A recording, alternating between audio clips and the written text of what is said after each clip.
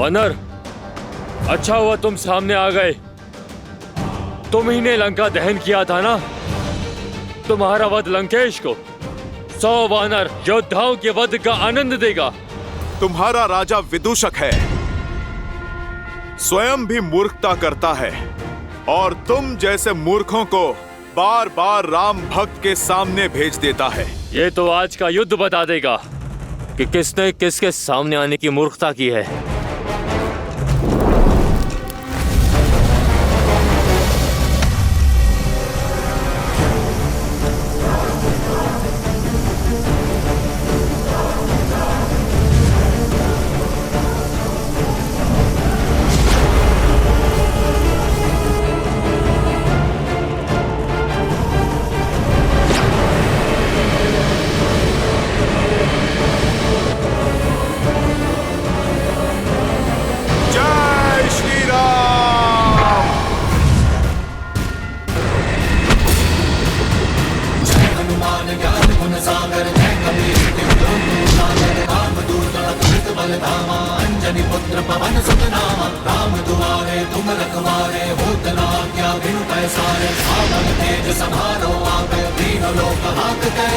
प्रभु श्री राम पर माया से प्रहार करने वाले को पाताल में भेज देगी मेरी ये गदा।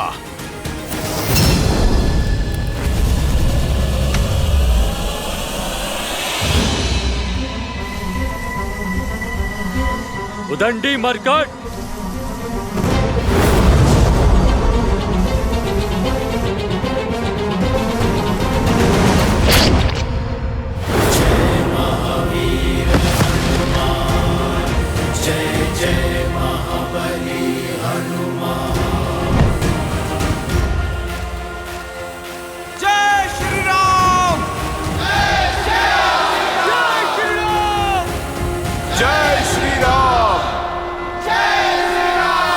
उठो विदूषक, उठो, तनिक दिखाओ अपना करतब, उठो।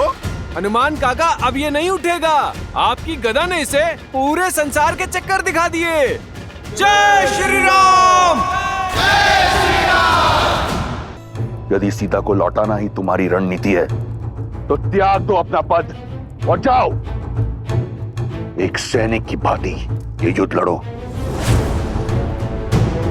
या फिर उस कायर विभीषण की भांति गिर जाओ उस सन्यासी के चरणों में,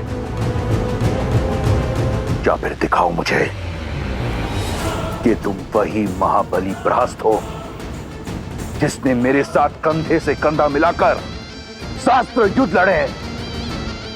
बताओ मुझे अपनी रणनीति। एक युक्ति है, छल से प्रहार।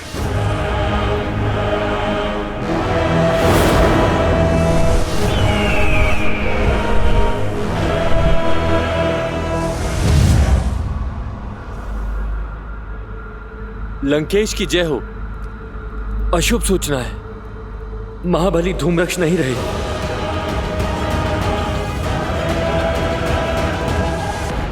शीघ्र, अति शीघ्र मुझे अपनी रणनीति बताओ।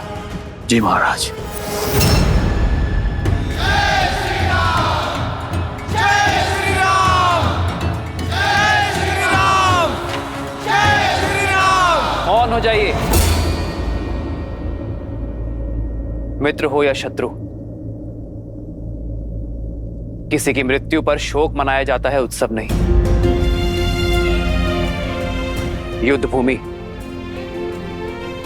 जहां श्वास कभी भी किसी भी क्षण आपका साथ छोड़ सकती है, किंतु फिर भी मर्यादा और गरिमा बनाए रखनी चाहिए। हम राक्षस नहीं, मानवीय भावनाओं और मूल्यों की प्राथमिकता बनी रहनी चाहिए। भले ही यह अधर्म के साथ था, किंतु था तो हमारी भांति एक योद्धा ही, किसी का पति, किसी का पुत्र, किसी का पिता। तो हर योद्धा की भांति इस योद्धा का भी अंतिम संस्कार किया जाना चाहिए। सम्मान सहित अंतिम संस्कार कीजिए इसका।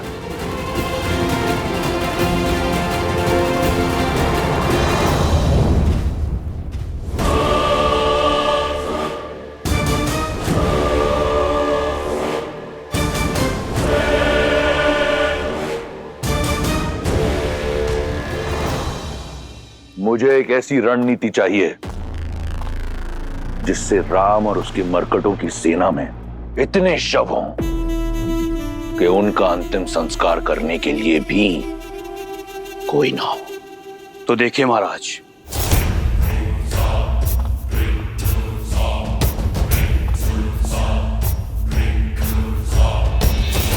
सबसे पहले हमें अपने सबसे शक्तिशाली 2 राक्षस चाहिए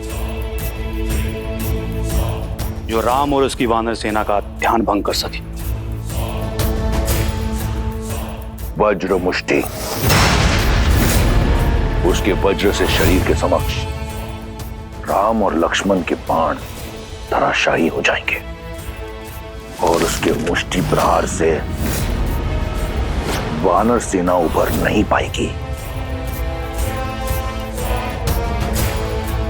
कंपन, जिसके पदचाप से संपूर्ण भूलोक कांपता है। सोचो वो वानर सेना की क्या दशा करेगा। मिल गए तुम्हें तुम्हारे 2 शक्तिशाली राक्षस।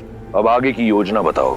वज्र और कंपन वानर सेना को व्यस्त रखेंगे और इनकी व्यस्तता का लाभ उठाते हुए हम महल से वन तक एक सुरंग के माध्यम से युद्ध भूमि के पार जाएंगे।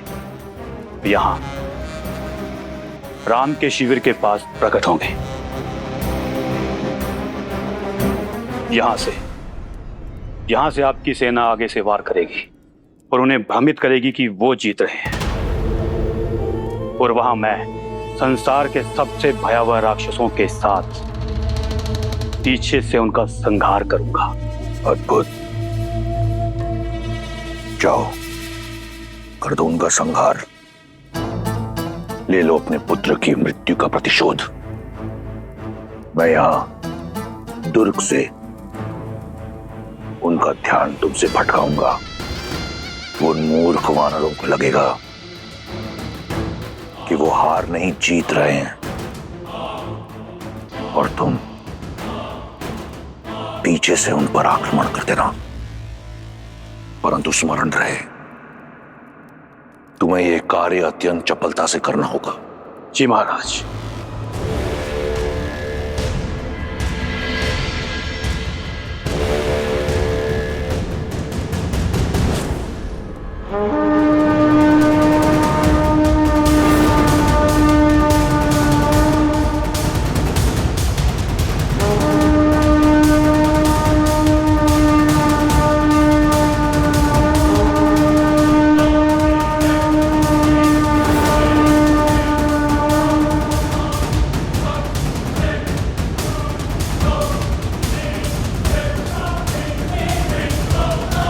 प्रभु, दशानन आज कुछ भिन्न दिख रहे।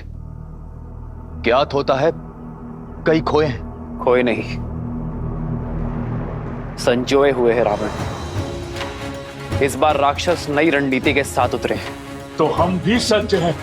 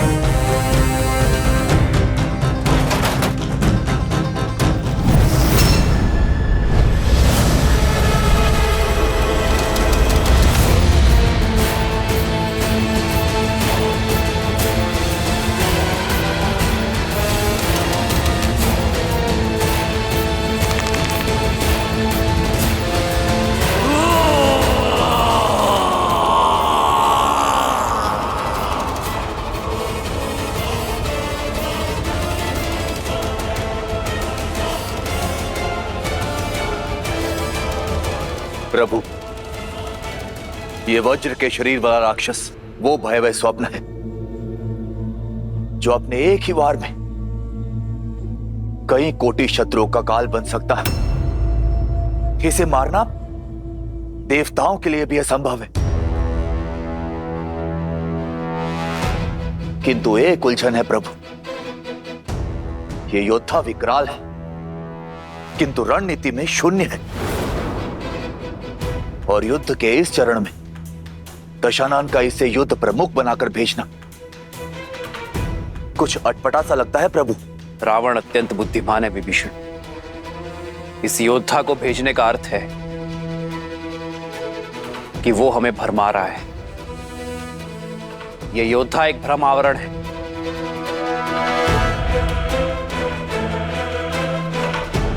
रावण की रणनीति कुछ और है।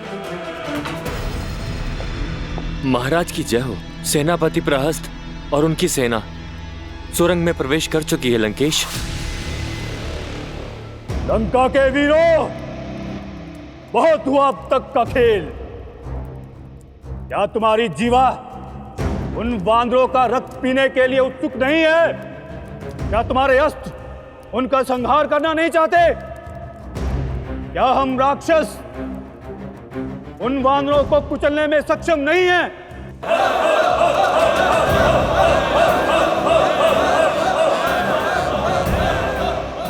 तो छा जाओ शत्रु पर आतंक का मेघ बनकर। वेग से आगे बढ़ो और शत्रु को अपने आने का आभास दिए बिना। तो फिर चलो मेरे साथ।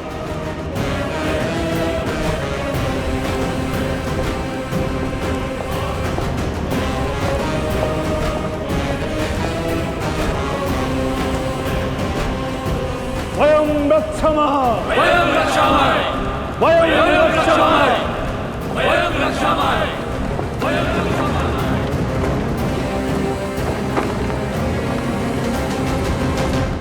वहां राक्षस काल बनकर उन वानरों पर टूटेंगे और यहां वज्र मुष्टि उनके शीश पर मृत्यु का तांडव करेगा।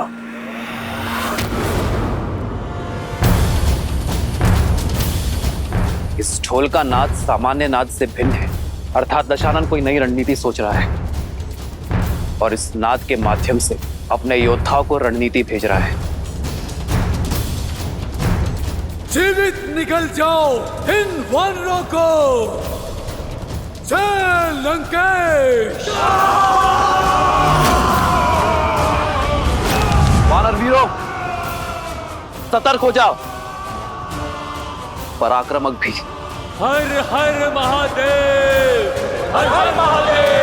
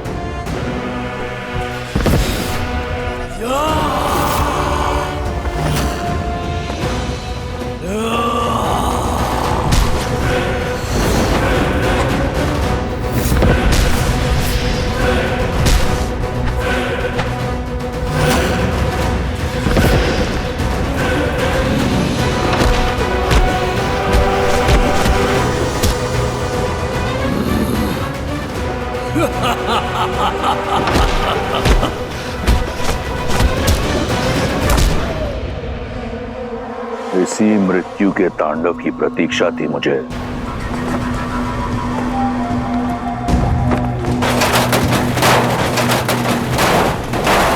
शांत शांत, उठाओ।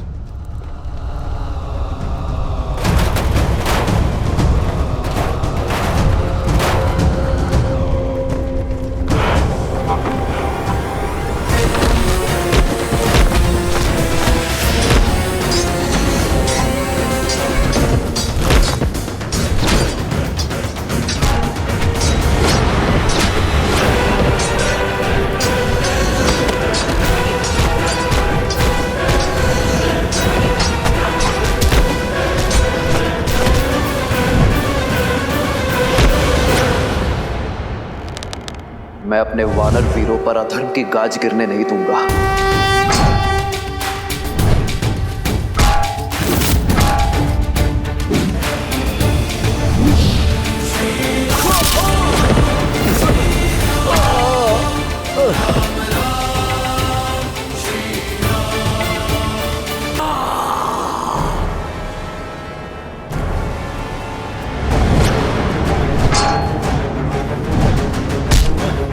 सावधान राक्षस!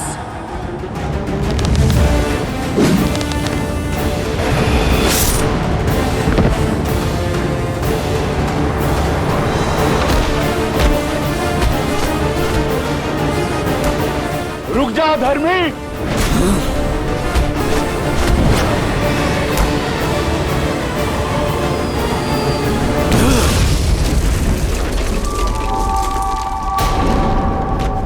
इस चट्टान की भांति आज एक एक वानर की अस्थियों को चकनाचूर कर दूंगा। वज्र मुष्टि का ये मुष्टि प्रहार।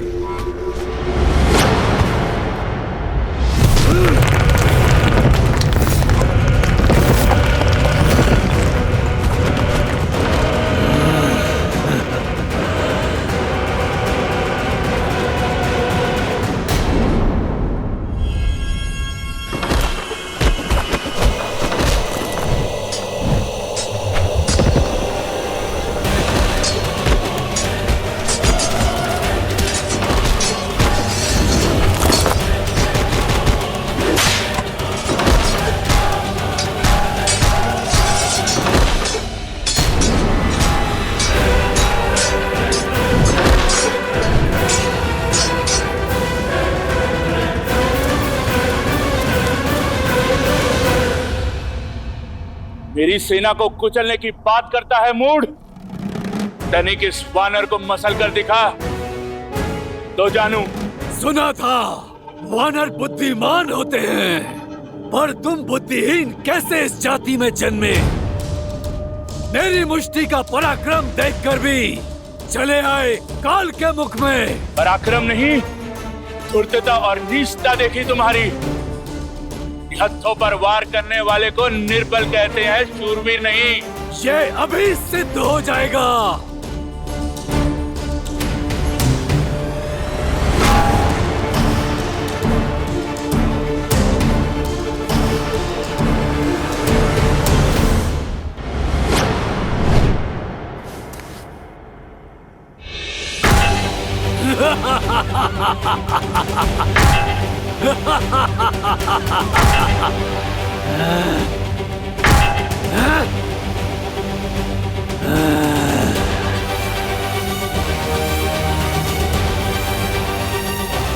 जय श्री राम।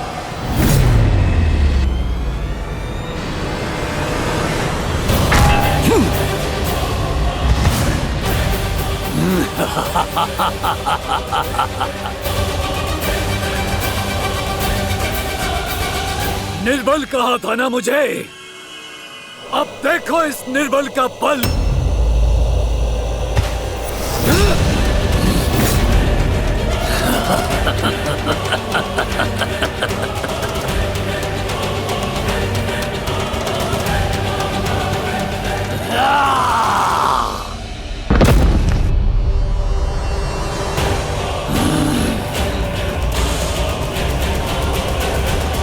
जिसने भरी सभा में अपने समक्ष झुकने के लिए सभी को विवश कर दिया, आज देखो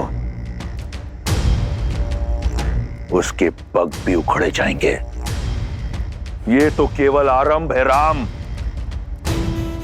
देखो देखो कैसे तुम्हें भगवान कहकर तुम्हारे चरण छूने वाले इन वानरों को एक एक करके धराशाही करता हूं।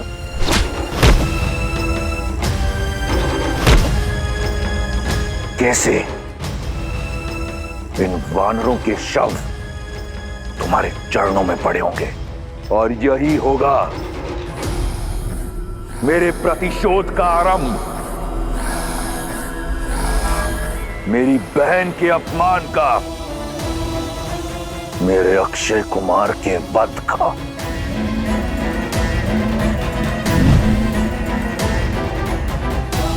मेरे इंद्रजीत के रक्त के जितने कण धरती पर गिरे, उससे 100 गुना अधिक वानरों के शव इस युद्ध भूमि पर होंगे और मेरे प्रतिशोध का शंखनाद इस बड़बोले अंगद के साथ होगा।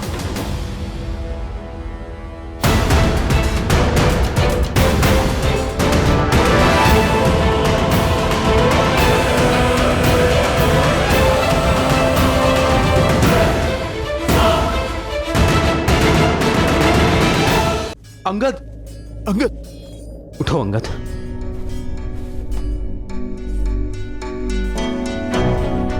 अंगद, तुम ठीक हो ना? मैं ठीक हूं हनुमान काका। मुझे क्षमा कीजिए प्रभु, मैंने आपको निराश की। मैं इतने प्रयासों के बाद भी उसे हरा नहीं पाया। ऐसा लग रहा था मानो मैं वज्र की मूर्ति के साथ लड़ रहा हूं।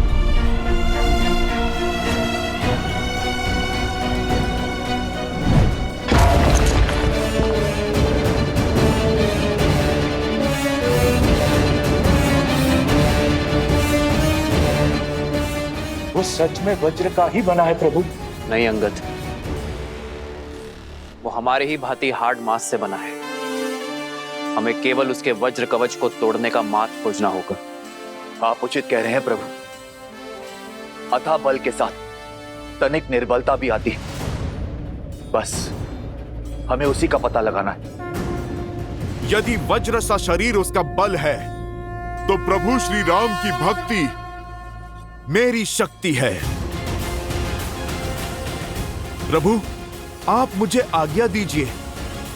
उसका और उसके अहंकार का अंत आपका ये सेवक करेगा। नहीं हनुमान, जिसने युद्ध का आरंभ किया है, अंत भी वही करेगा। जाओ अंगद। अंगद हमारा सेनापति है। हमारी सेना ने उसे गिरते हुए देखा है, और युद्ध में जब सेनापति गिरता है तो सेना का मनोबल गिरता है। अब अंगद का विजय होना अति आवश्यक है, ताकि सेना अपना उत्साह ना खोए। सेना का विश्वास, उनकी आस अब तुम हो अंगद। किष्किंधा के भावी महाराजा हो तो अपने सेना के विश्वास को और सुदृढ़ करो। जिसे यह संसार अजय मानता है, उसे हराओ।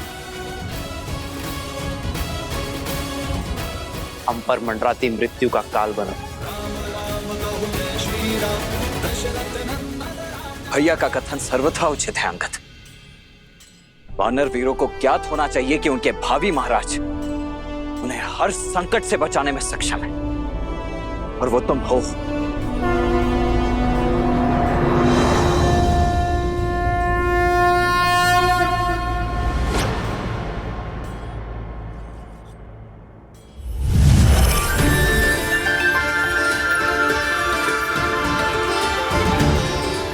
यदि वो दुष्ट वज्र का बना है, तो यह तलवार वज्र का काट है। महर्षि अगस्त्य की कृपा से मिला है मुझे, और अब इस तलवार को मैं तुम्हें सौंपता हूं अंगद। श्री रामचंद्र कृपालु भजु मन हरण भव भय दारुणम्। श्री राम, राम राम, श्री राम। स्मरण रहे अंगद, जो श्वास ले सकता है उसका अंत भी हो सकता है। विजय भव।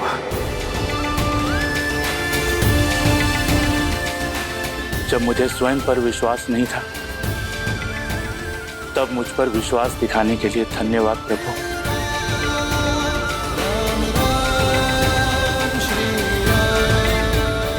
अब ना तो मैं आपका विश्वास झुकने दूंगा, और ना किसी वानर का शीश कटने दूंगा। हर हर महादेव।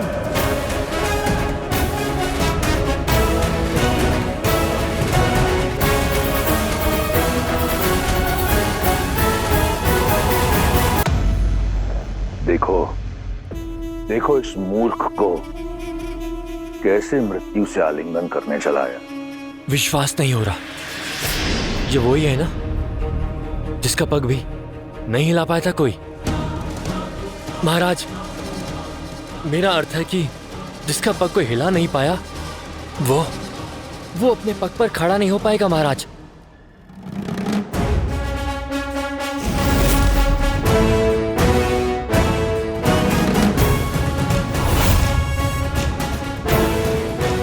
फिर लौट आए। अभी भी प्राण शेष है तुम्हारे वानर। आओ, इन्हें भी हर लेता हूँ। हरूंगा तो मैं तुम्हारे प्राण दुष्ट। ओ, जो वानर मेरे समीप तक ना आ सका वो करेगा मेरे वज्र शरीर का संहार।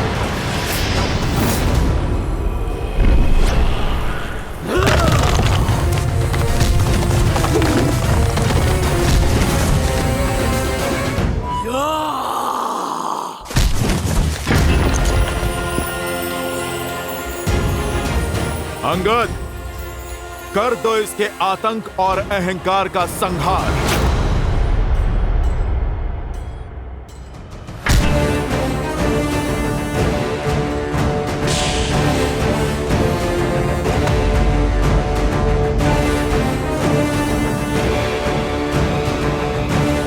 इसे तो युवराज इंद्रजीत भी हिला नहीं पाए थे।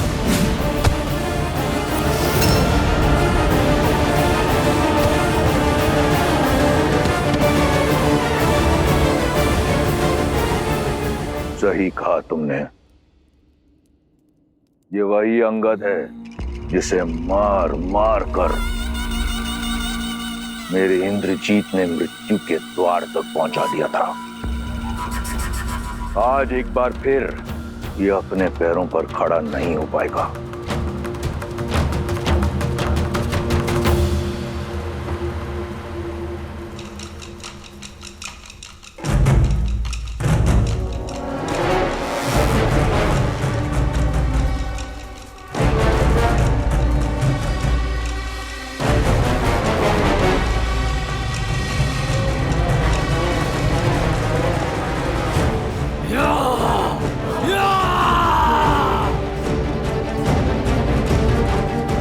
राम नाम लेकर इस रखे गए पग में धर्म और न्याय की शक्ति है।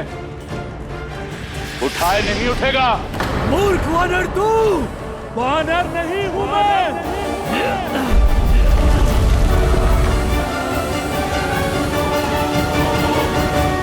विष्णु रूपी भगवान प्रभु श्री राम का सैनिक हूं मैं। स्वयं नारायण का सुदर्शन चक्र हूं मैं। तुम अधर्मियों के लिए प्रभु श्री राम के बाण से छूटा महाकाल हूं मैं।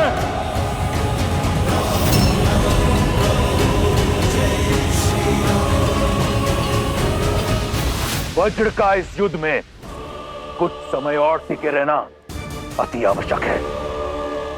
यदि वो गिरा तो इन वानरों का टूटा हुआ उत्साह एक बार फिर जुट जाएगा।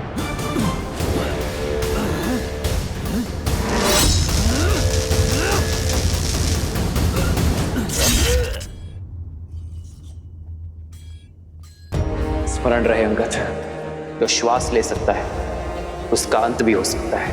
अथाह बल के साथ तनिक निर्बलता भी आती, बस हमें उसी का पता लगाना है।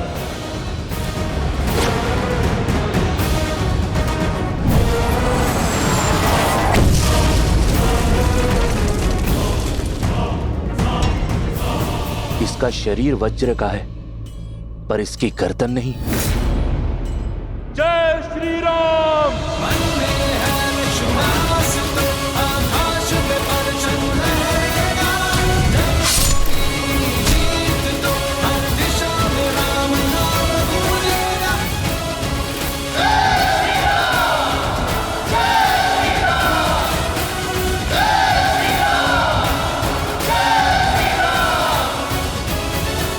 जय श्री राम। जय श्री राम।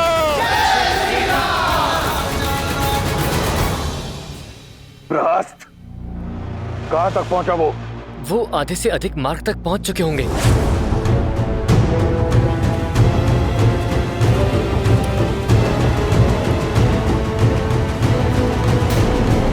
वज्रमुष्टि भी समय से पहले परास्त हो गया, परंतु लंका में मायावी राक्षसों की कमी नहीं।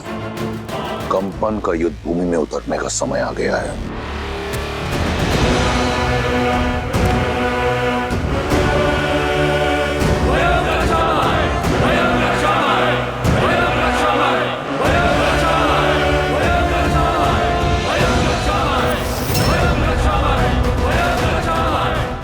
कंपन,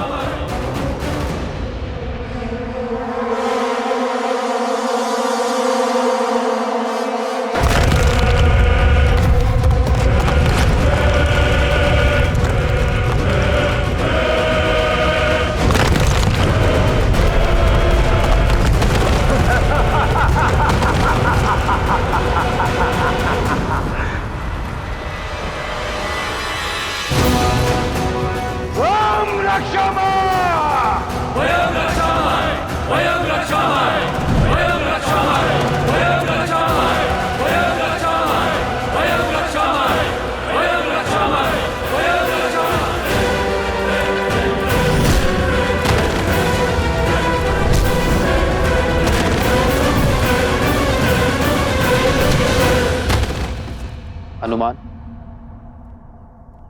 इससे पहले कि ये दुष्ट हमारे वीरों का और अनिष्ट करे, तुम्हें इसे रोकना होगा। आज्ञा का पालन होगा प्रभु।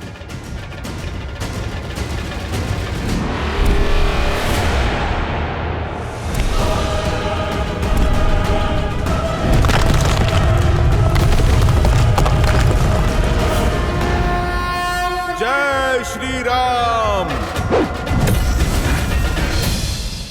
बस कुछ ही क्षण की प्रतीक्षा और, जिसके उपरांत प्रहस्त अपनी सेना सहित उस वनवासी और उसके मरकटों पर काल बनकर टूटेगा और संहार कर देगा उनका। प्रभु, किस दुविधा में हैं आप? विचार कर रहा हूं कि रावण की रणनीति क्या है। यदि वो चाहता तो सबको एक साथ भेजकर यहां शवों का ढेर बिछा सकता था। लगता है ये समय काटने का प्रयास कर रहा है।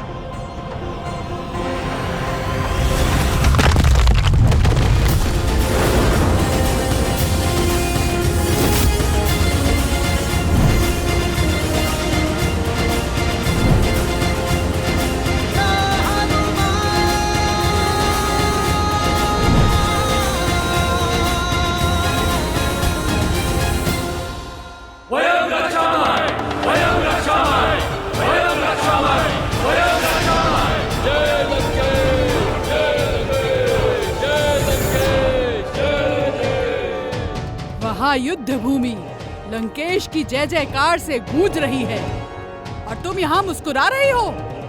तुम्हारे राक्षस राज का जयकारा तो कभी कभी सुनने को मिलता है, अन्यथा युद्ध भूमि तो मेरे श्री राम के नाद से ही गूंजती।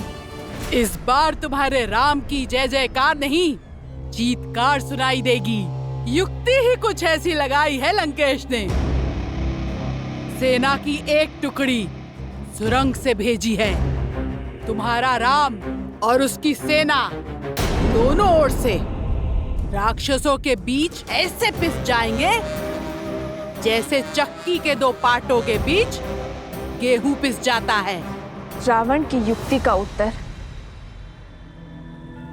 श्री राम की शक्ति देगी। ऐसा कौन है विभीषण जिसे इस क्षण युद्ध भूमि में होना चाहिए किंतु है नहीं?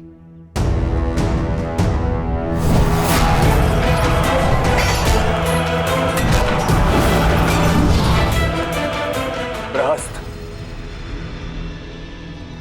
दशानन का रणनीतिकार। प्रभु, बहुत दिनों से युद्ध भूमि में दिख नहीं रहा है वो। इतना भी घायल नहीं था कि उसे विश्राम करना पड़े। रावण का रणनीतिकार सेनापति प्रहस्त अपनी अनुपस्थिति में योद्धा भेज रहा है, अर्थात हमारा ध्यान भटकाने का प्रयास कर रहा है। लक्ष्मण, ऐसे स्थान पर ध्यान रखो जहां किसी का ध्यान ना हो। समझ गए ना? तुम नील और अन्य वीरों के साथ युद्ध भूमि के पृष्ठभाग पर पहुंचो। जो आज्ञा भैया। ये युद्ध है, महायुद्ध है, राम शांत रावण क्रुद्ध है। नील, आओ मेरे साथ। प्रतीत होता है राम को हमारी युक्ति की भनक लग गई है। ये कार्य अवश्य उस कायर विश्वासघाती विभीषण का है, अन्यथा ये नर और उसके मूर्ख वानर रावण की रणनीति कभी भेद नहीं पाते। रास को सूचित करो।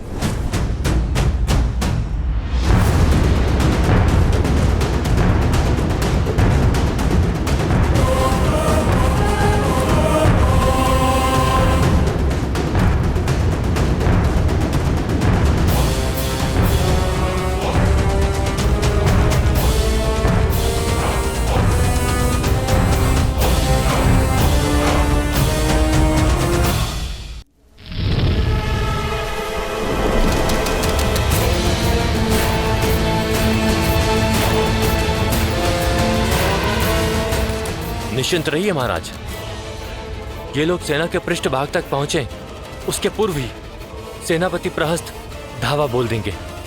बस तब तक कंपन लंका को भस्म करने वाले उस वीर हनुमान को रोक के रख ले।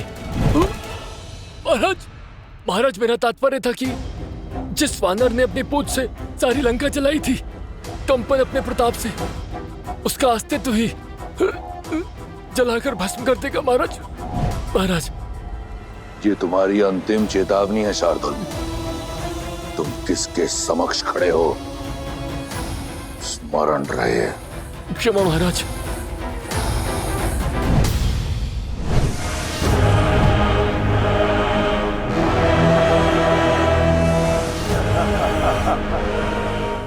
इस प्रकार क्या देख रहे हो वानर? मुझे ऐसा प्रतीत होता है कि इस प्रकार की गदा तुमने अपने जीवन में प्रथम बार देखी है। ऐसी तो ना जाने कितनी गदाएं चकनाचूर की है इन हाथों ने।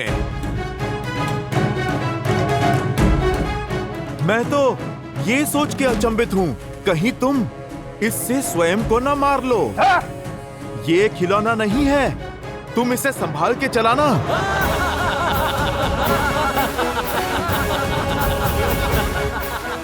दंड वानर, कदाचित तुम्हें ये स्मरण नहीं है कि तुम जिसका उपहास उड़ा रहे हो, तुम क्षण भर भी उसका सामना नहीं कर सकते।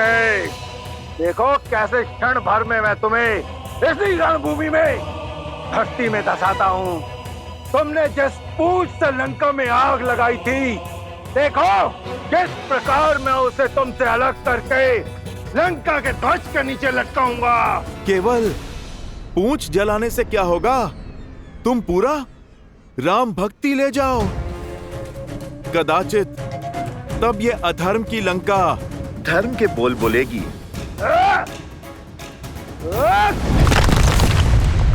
जय श्री राम।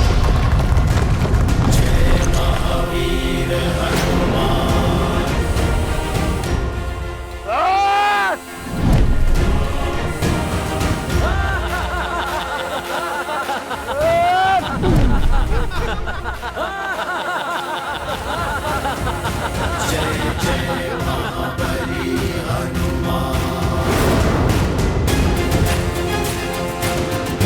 कंपन, इस बार ये भूमि नहीं, तुम्हारा विश्वास कांपा है। धूर्त वानर, लगता है तू इस प्रकार नहीं मानेगा।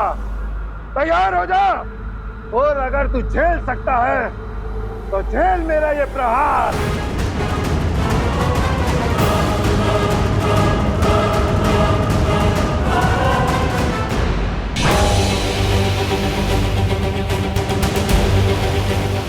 कंपन, थोड़ा और बल लगाओ। घर से भोजन करके नहीं आए क्या?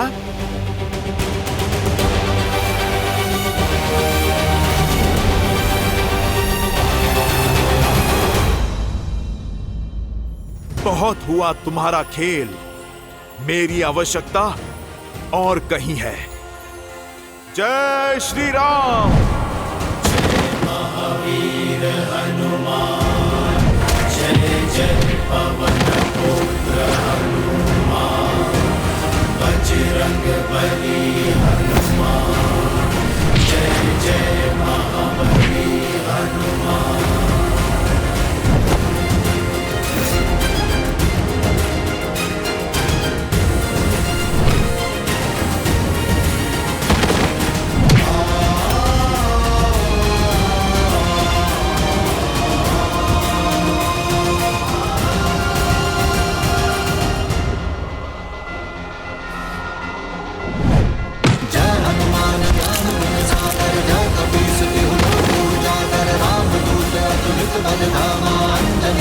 पवन सुत नामा, राम दुआरे तुम रघुनाथ, होत न आज्ञा बिनु पैसारे, आपन तेज सम्हारो आप दीन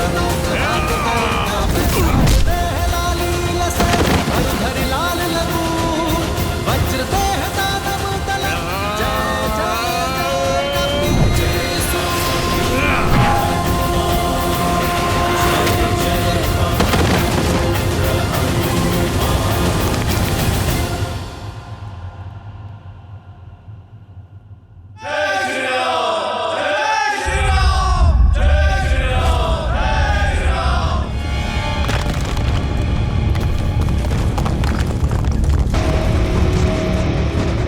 प्रभु, कंपन के वध के बाद भी धरती काम क्यों रही है?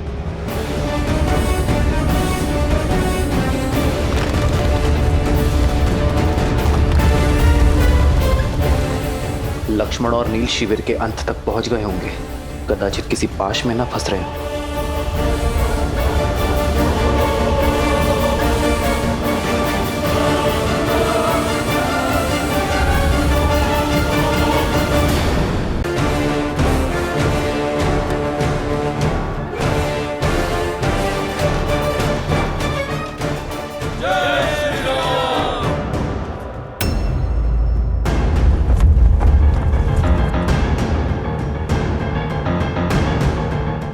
सभी सतर्क हो जाइए। भैया का अनुमान उचित था। ये राक्षस यहां भी प्रवेश कर चुके हैं। वो अवश्य उस ओर से आ रहे होंगे। मैं वहां जाकर देखता हूं। उचित है नील, तुम आगे जाकर देखो।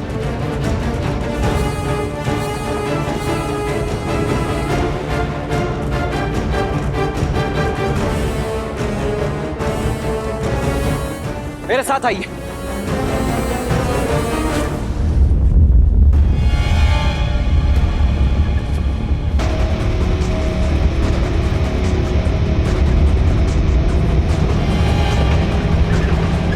अवश्य किसी अनिष्ट की आशंका है यहाँ। नील, ये अवश्य कोई मायाजाल हो सकता है। अपनी सुरक्षा करो।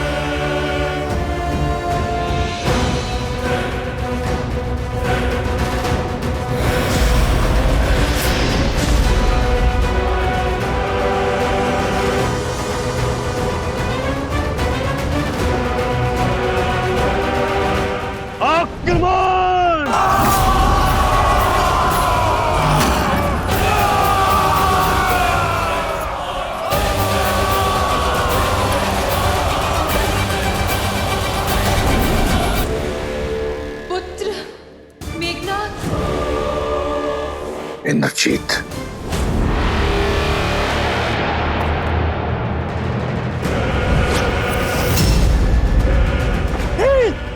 हटो वहां से। वहां मत खड़े रहो नील, ही सो रहो।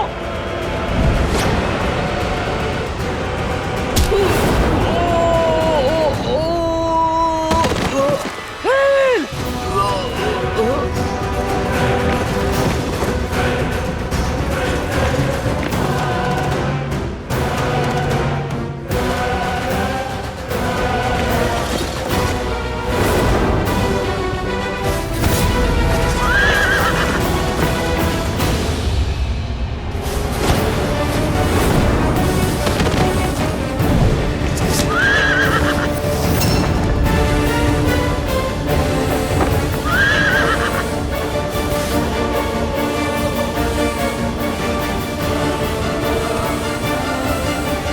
हम अकेले इन्हें नहीं रोक पाएंगे। श्री राम को सूचित करना होगा। आप जाइए भैया लक्ष्मण। नहीं मित्र, मैं अपने मित्र को युद्ध भूमि में इस अवस्था में छोड़कर नहीं जा सकता। मेरी चिंता मत करो मित्र, श्री राम के रुद्र हैं हम। हमारी रक्षा वो स्वयं करेंगे। मैं तुम्हारी भावना समझ रहा हूं नील, परंतु मैं अपने कर्तव्य से विमुख नहीं हो सकता। आओ चलो चलो, उठो।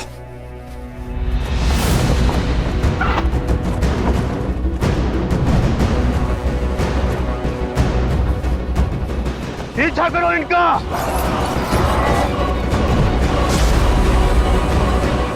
भैया,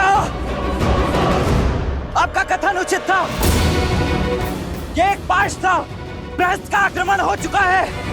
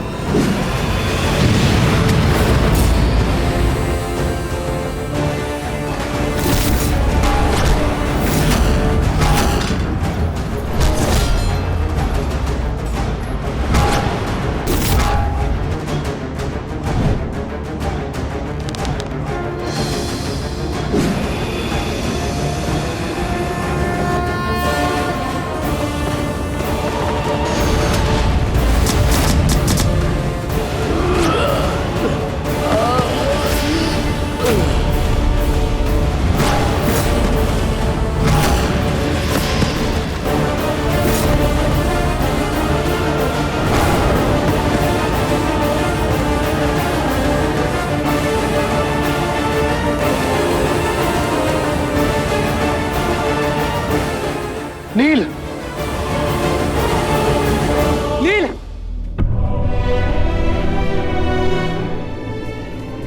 नील, नील मेरे भाई उठो, उठो ना, उठो नील। प्रभु, नील को क्या हुआ प्रभु?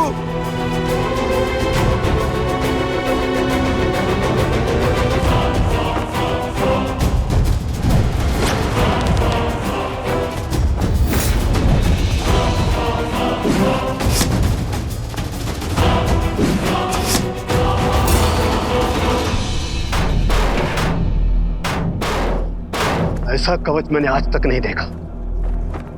केवल वाणों की दीवार हमारे मायावी प्रहारों को रोक रही है और उस पे एक दरार तक नहीं।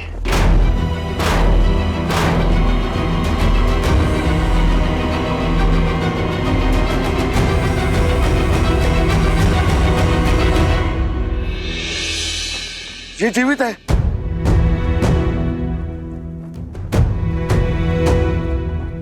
इसके शरीर में प्राण शेष है। इसे शीघ्र ही नहीं मित्र,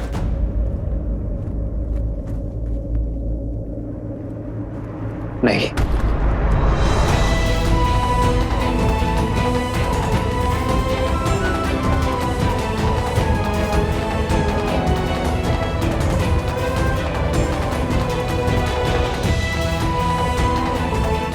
तुम हमारे वानर वीरों के साहस का प्रतीक हो नील। इस प्रकार हार नहीं सकते।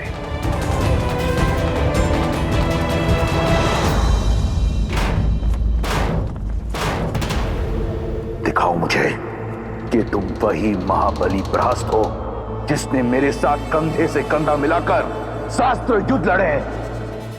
वीरों, संसार में ऐसा कोई कवच नहीं जिसे हम राक्षसों का बल तोड़ ना सके। इस कवच के पीछे हमारा लक्ष्य है। लंकेश के शत्रु हैं, हमारा आखेट है। लगा दो अपना संपूर्ण बल और तोड़ डालो इसे।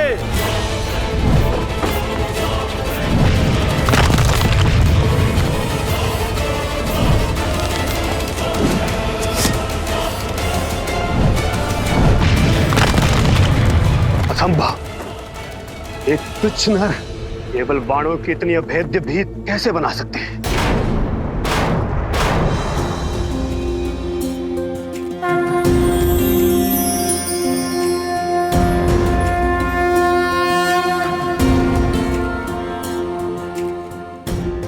जागो नील,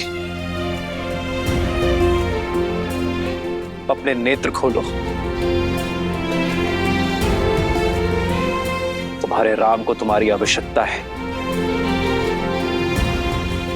धर्म के साथ खड़े रहने वालों की इच्छा शक्ति के समक्ष शारीरिक घाव भी शक्तिहीन होता है नील। जागो मेरे वानर वीर, जागो।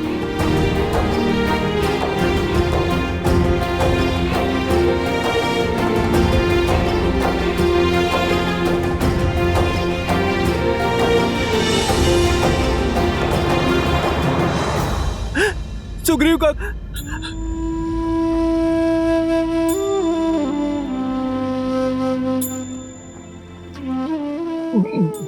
प्रभु, कैसे हो नील?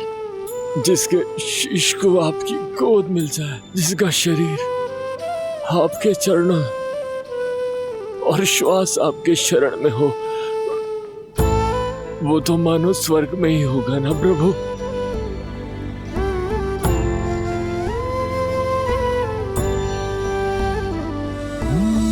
मंगल भवन अमंगल हारी, द्रवहु सुदशरथ अजर बिहारी।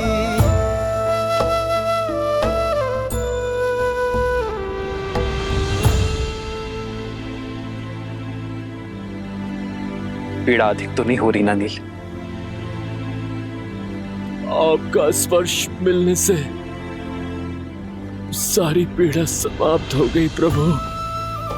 स्वयं को पूर्णता स्वस्थ और ऊर्जावान अनुभव कर रहा हूं। बस मन में एक ही ग्लानि है, एक ही दुख है कि मैं आपकी आशाओं पर खरा नहीं उतर पाया प्रभु। युद्ध में शत्रु को नहीं हरा पाया मैं। मुझे क्षमा कर दीजिए प्रभु, मुझे क्षमा कर दीजिए। क्षमा तुम नहीं, तुम्हें क्षति पहुंचाने वाले मांगेंगे नील।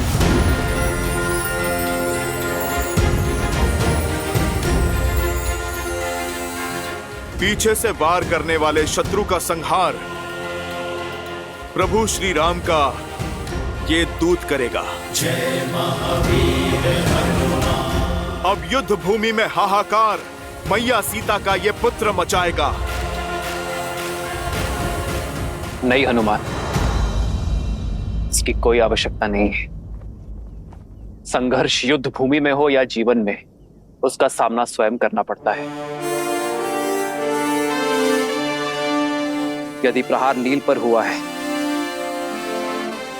तो उस प्रहार का उत्तर देने का अधिकार केवल नील को ही है। प्रभु, किंतु नील को तो गहरी चोट लगी है। चोट शरीर पर लगी है, साहस पर नहीं, सामर्थ्य पर नहीं। यदि मन ठान ले तो शरीर भी साथ अवश्य देगा।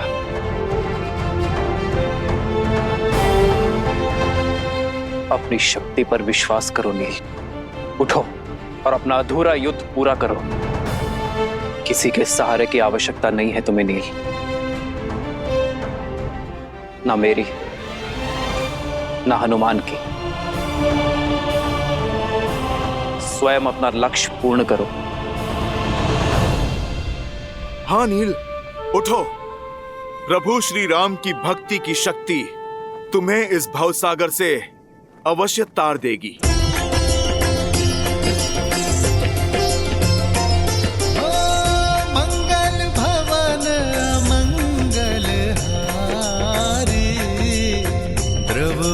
दशरथ अजर बिहारी।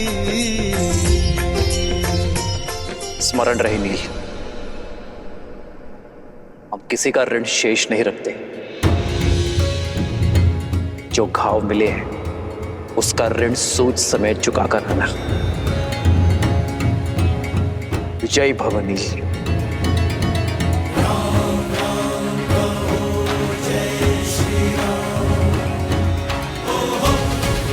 लो नील। राम राम कहो जय श्री राम, दशरथ नंदन राय।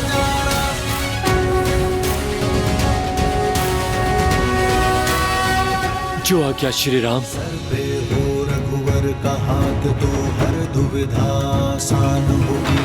तुम वीर पुरुष, तुम पराक्रमी, तुम मर्यादा के हो स्वामी। साथ तुम्हारा जिसके साथ, तुम संकट हर लो आगामी।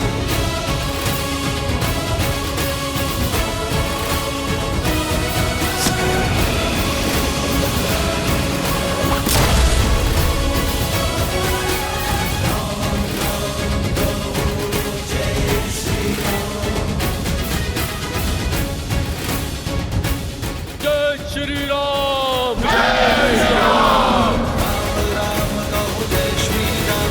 दशरथ नंदन राजा राम। राम नाम भजते हनुमान, अवध बिहारी राजा राम।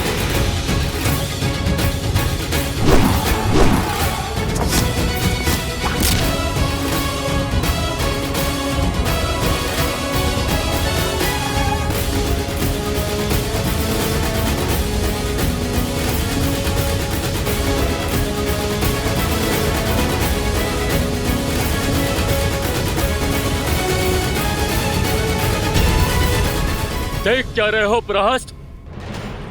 मेरे हाथ में एक गदा नहीं, मेरे राम का आशीष और उनका स्पर्श है।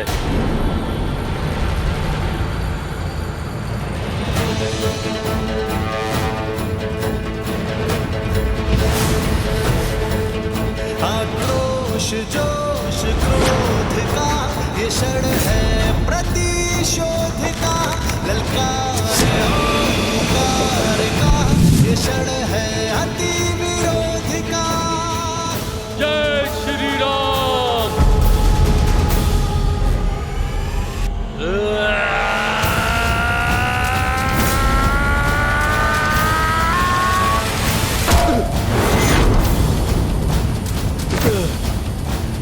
वानरों की सेना अब तो तैयार है। श्री राम की करे वो जय जयकार है।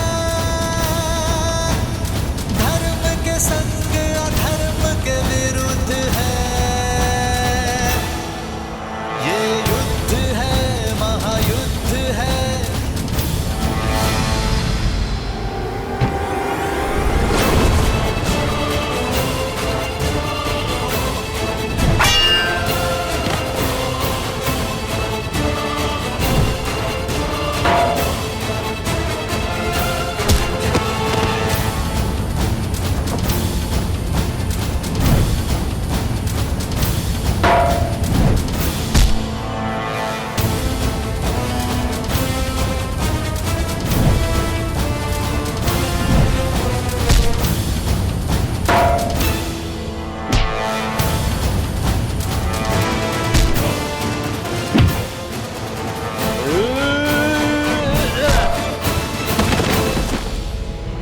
जय श्री राम। जय श्री राम। जय श्री राम।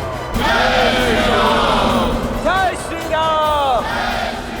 जिसके स्पर्श मात्र से एक घायल वानर काल बन जाए, वो नर नहीं, नारायण है।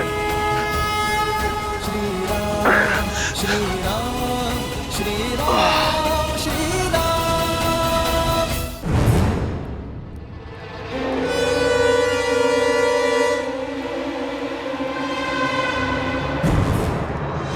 पुत्र, महादेव की जय हो। मेरा पुत्र, मेरा पुत्र ठीक हो गया। उसकी सुध लौट आई। युद्ध भूमि में क्या हो रहा है? मैंने उन दोनों भाइयों का वध कर।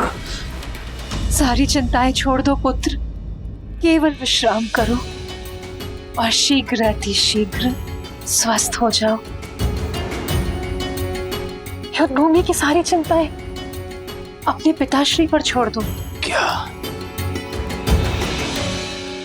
अर्थात युद्ध अभी तक समाप्त नहीं हुआ? उन दोनों भाइयों की मृत्यु नहीं हुई। मैं अभी जाकर उन दोनों का अंत कर दूंगा।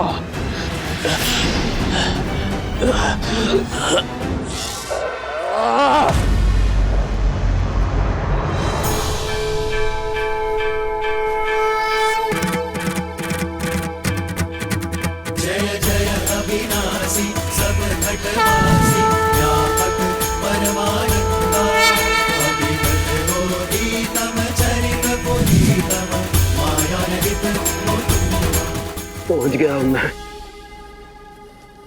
कि देवी मंदोदरी ठीक कहती है, आप मैं नहीं,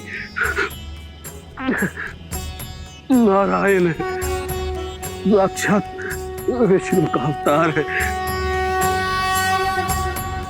खेद केवल इतना है कि बहुत देर में समझा। मेरे पाप क्षमा करें। मुझे अगले जन्म में उच्च योनि, अच्छा जीवन और अच्छा कुल देश श्री राम पापों से दूर रखे। पिछले जन्म के कर्मों का फल होता है अगला जन्म। इस जन्म के कर्म तो भोगने ही होंगे प्रहस्त, किंतु मैं आशा करूंगा कि इस जन्म से मिली सीख अगले जन्म के लिए पुण्य और सदाचार की नींव रखेगी। श्री राम।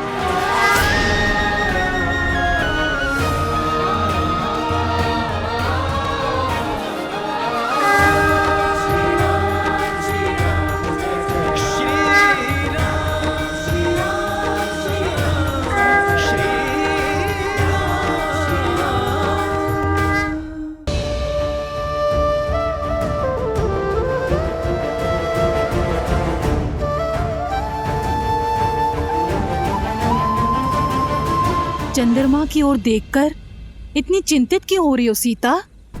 चंद्रमा का आकार घट रहा है त्रिजटा। कार्तिक अमावस्या निकट है और उससे पहले हमारा अयोध्या पहुंचना आवश्यक है। 14 वर्ष वनवास की अवधि समाप्त होने को है त्रिजटा। लंकेश के पास असीम बल और असाधारण संसाधन हैं। हार मानने का तो प्रश्न ही नहीं है। लंकेश चाहे तो इस युद्ध को अनंत काल तक खींच सकते हैं। श्री राम कितना भी प्रयास कर ले, इतनी शीघ्र लंकेश से प्रतिकार संभव नहीं होगा। अमावस्या से पहले अयोध्या कैसे पहुंच पाओगे तुम सब? भैया, वेद की भांति समय हाथों से फिसल रहा है भैया। कार्तिक अमावस्या से पूर्व किसी भी मूल्य पर हमें अयोध्या पहुंचना ही होगा। बस अब समय आ चुका है भैया उस पापी रावण और उसकी पाप की नगरी लंका को ध्वस्त करने का।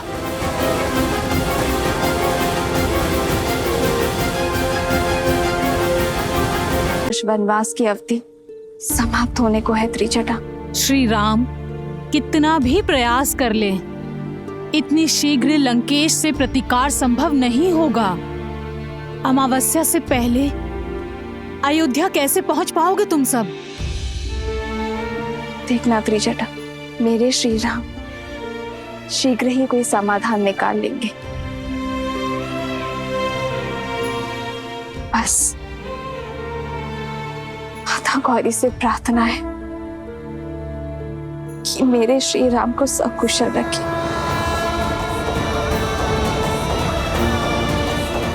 तन से भी और मन से भी।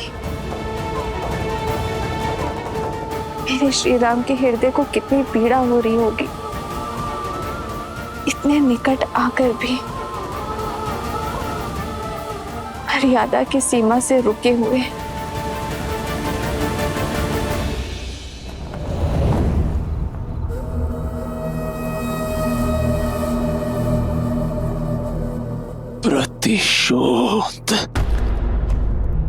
प्रतिशोध चाहिए मुझे।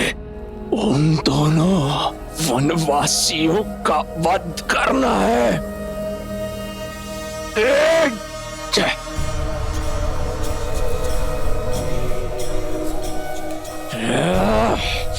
प्रतिशोध की अग्नि को प्रज्वलित रखने के लिए उसमें विश्वास का घी डालना पड़ता है, दुर्बलता का जल नहीं। स्मरण करो, तुम कौन हो, किसके पुत्र हो।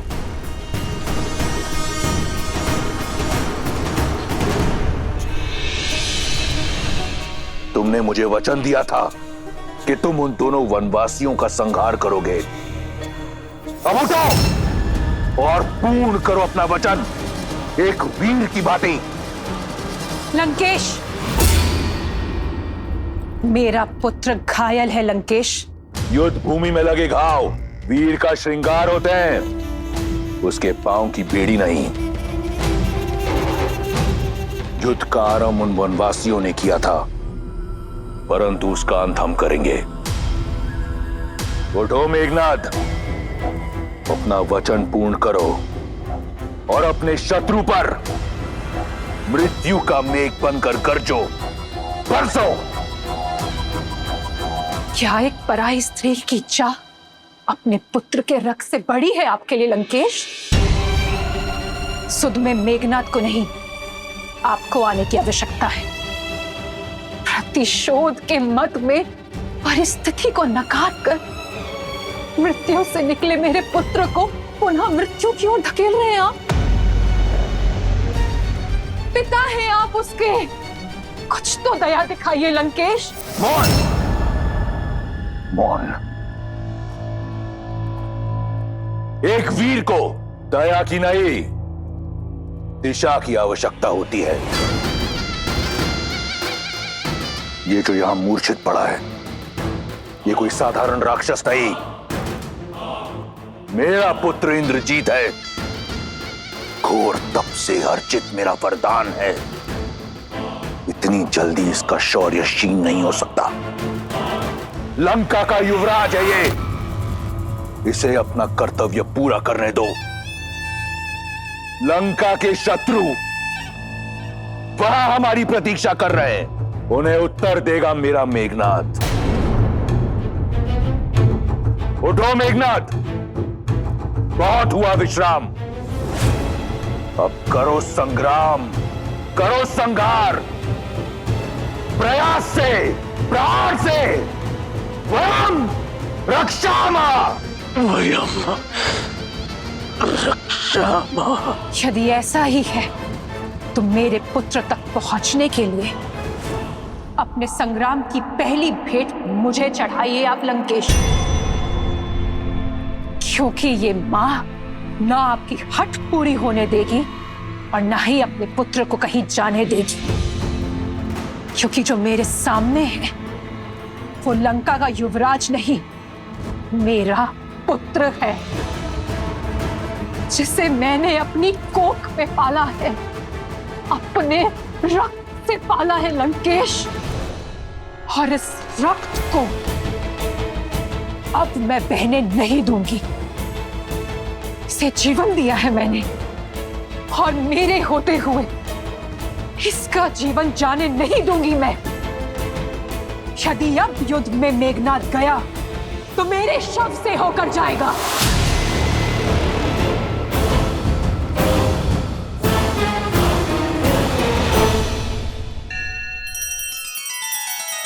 श्री रामचंद्र कृपालु भजुमन हरण भव भय दारुणम।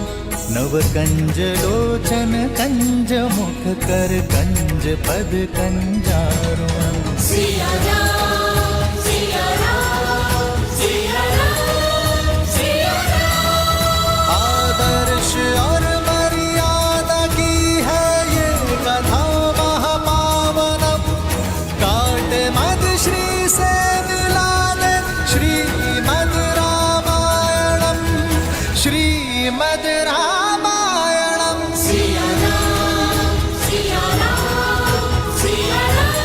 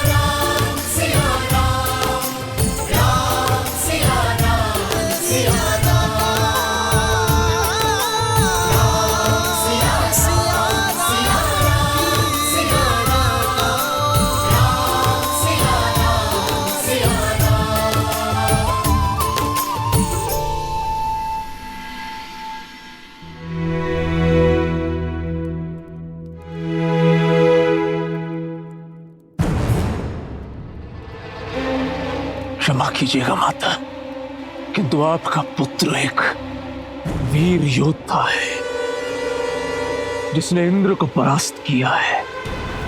मैं एक तुच्छ वनवासी से पराजय स्वीकार नहीं कर सकता। वो वनवासी नहीं नारायण है मेघनाथ। मेरे नारायण केवल मेरे पिता है और मेरा लक्ष्य उनके सम्मान की रक्षा करना। मेघनाथ, तुम घायल हो पुत्र। और मेरे गांवों की औषधि उस वनवासी का रक्त है। मेघनाथ, मैं उसी से ठीक होऊंगा। वाह, वो वनवासी बिना किसी वैद, बिना किसी औषधि के रण में खड़ा है। यही आशा थी मुझे तुमसे कि तुम ये साहस दिखाओगे। अब समय आ गया है पिताश्री कि मैं आपकी वो आशा पूर्ण करूं। इस युद्ध पे सदा सदा के लिए विराम लगा दूं। आप केवल आज्ञा दीजिए। आज्ञा है मेघनाथ, परंतु पहले ब्रह्मदेव के वरदान अनुसार वट वृक्ष की पूजा करो। उसके उपरांत माता निकुंबला देवी की गुफा में जाओ और अनुष्ठान करो।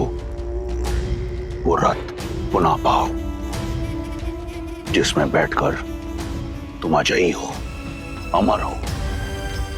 और फिर जाओ उस वनवासी और उन मरकटों को उनकी उद्दंडता का दंड दो।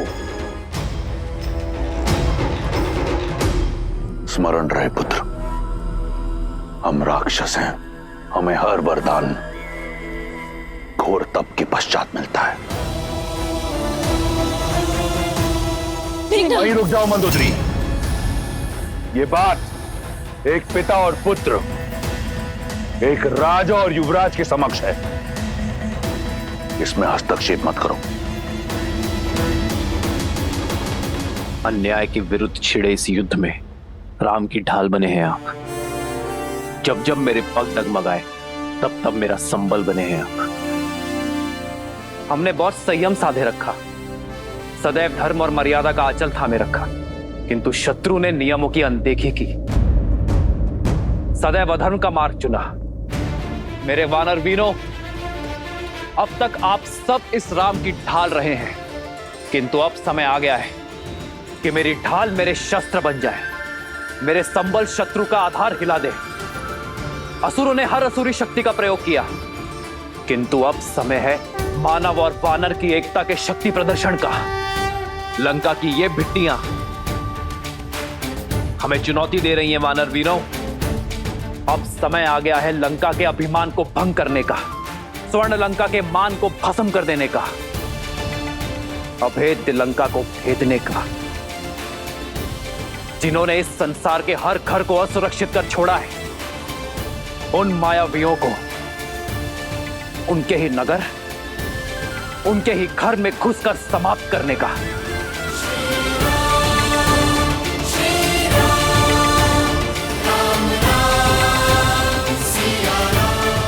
यहां उपस्थित प्रत्येक वानर अपने आप में एक संपूर्ण सेना है।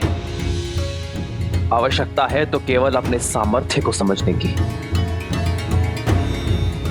अपनी संपूर्ण शक्ति का प्रयोग कर अपने लक्ष्य को पाने की। आज मेरी ये वानर सेना एक दूसरे का हाथ थाम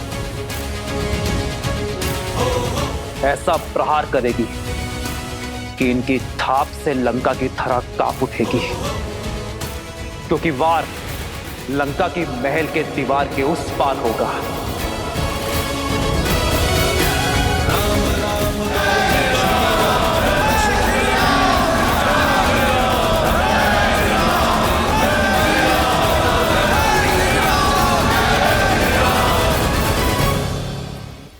मां का स्थान सदा पिता और पुत्र के बीच ही होता है लंकेश, और महारानी को युवराज और महाराज के बीच हस्तक्षेप करने का पूरा अधिकार है।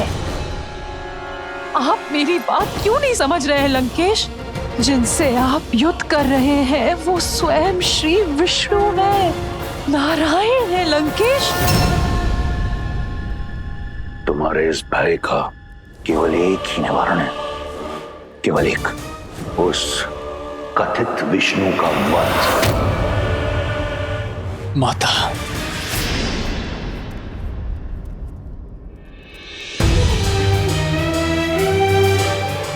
मैं आपके पुत्र प्रेम का बहुत सम्मान करता हूं। आपका ये भय, ये चिंता आपके पति और पुत्र को दुर्बल बना रही है माता। इसलिए आप कृपा करके इसके बीच बाधा मत बनिए। मैं अभी इसी क्षण निकुंभला गुफा जाकर अपनी पूजा संपन्न करूंगा और उसके पश्चात क्या पुत्र?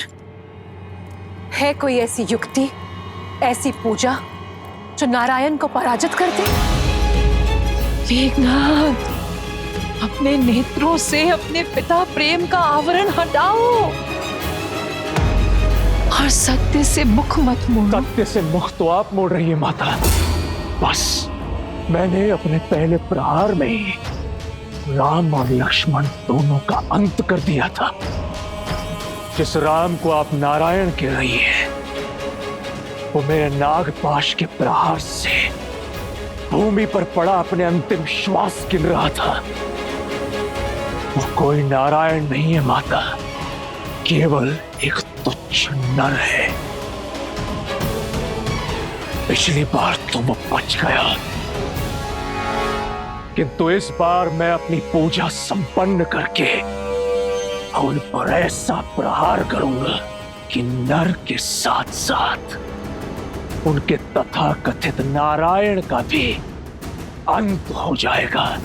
मेघनाथ, तुम कहीं नहीं जाओगे मेघनाथ। माता, आप समझ क्यों नहीं रही हैं? लंका का युवराज होने के नाते मेरा कर्तव्य है लंका का संरक्षण।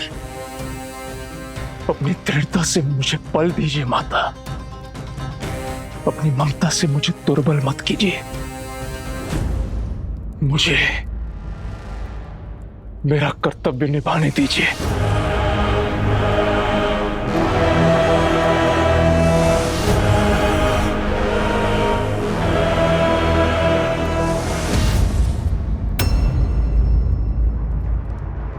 विजयी भव।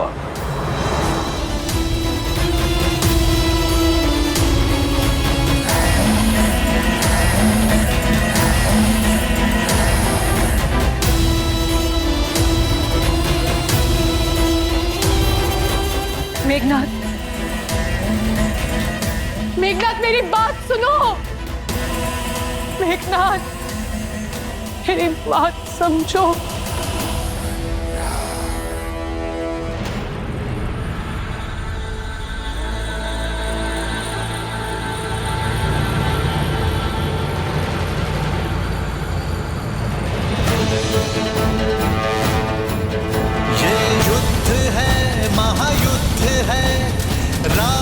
शांत रावण क्रोध है, ये युद्ध है महायुद्ध।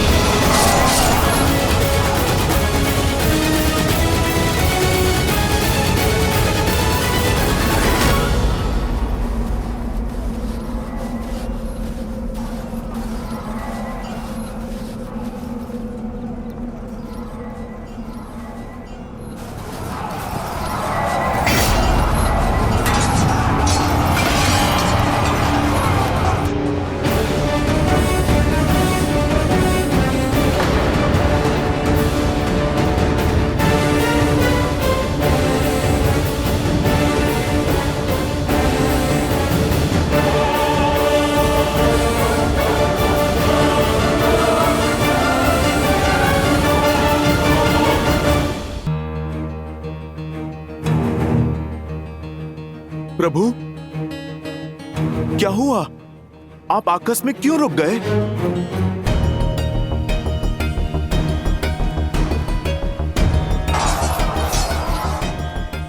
चलिए भैया।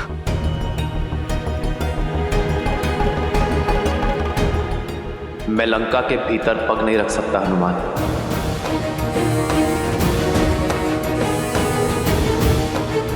मैं लंका के इस द्वार की मर्यादा भंग कर सकता हूं, परंतु मेरी मर्यादा नहीं। कौन सी मर्यादा भैया?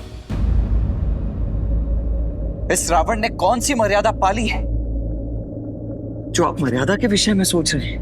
यदि रावण की भांति मैंने भी मर्यादा का उल्लंघन किया तो हम में और रावण में क्या ही अंतर रह जाएगा लक्ष्मण। रघुकुल रीत सदा चली आई, प्राण जाए पर वचन ना जाए। मैं रघुकुल की मर्यादा, अपने पिता और अपनी माताओं को दिया वचन नहीं तोड़ सकता। तुम शीघ्र अतिशीघ्र अयोध्या छोड़कर 14 वर्षों के लिए वनवास चले जाओ। आपका ये पुत्र आपकी इच्छा और पिताश्री के वचन दोनों को अवश्य पूर्ण करेगा। तो भैया, यहाँ रघुकुल से या अयोध्या से कोई भी नहीं जो आपकी मर्यादा के उल्लंघन पर प्रश्न उठा सके। पर मैं स्वयं तो हूं ना लक्ष्मण। क्या मेरा हृदय, मेरा मन मुझसे ये प्रश्न नहीं करेगा? क्या मैं अपने प्रतिबिंब से स्वयं अपने नेत्र मिला पाऊंगा? क्या मैं अपने अनुज को उचित अनुचित का मार्ग दिखा पाऊंगा? जिन लोगों ने मुझ पर विश्वास किया है, मेरे लिए अपना जीवन न्यौछावर किया है, क्या मैं उनका विश्वास सिद्ध कर पाऊंगा? मैं एक वनवासी हूं लक्ष्मण, अपने राज्य से निष्कासित।